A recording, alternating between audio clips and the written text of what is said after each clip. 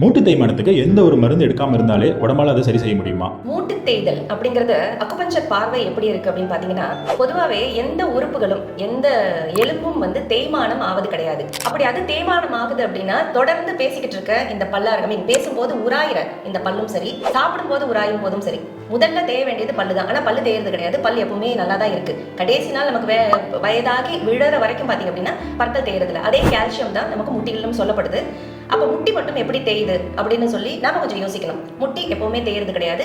அங்கு நடக்கும் பஞ்சபூத சீர்கேடுனால, சில ஏற்றத்தாழ்வுகள்னால அந்த தேய்மானம் நடந்தது போல ஒரு காட்சிப்படுத்தப்படுதே ஒழிய பிரிந்து நிக்குது. அங்க உள்ள இருக்க தசைகளும் எலும்பும் பாத்தீங்க அப்படின்னா பிரிந்து நிற்கும் போது ஆட்டோமேட்டிக்கா அங்க ஒரு வெற்றிடம் ஃபார்ம் ஆகுது. அந்த வெற்றிடம் பார்க்கும் போதுதான் தேஞ்சிருச்சு அப்படிங்கிற மாதிரியான ஒரு தோரணையை அந்த இடத்துல கிரியேட் பண்ணப்படுதே ஒழிய ஒரிஜினலா மூட்டுகள் தேவது கிடையாது.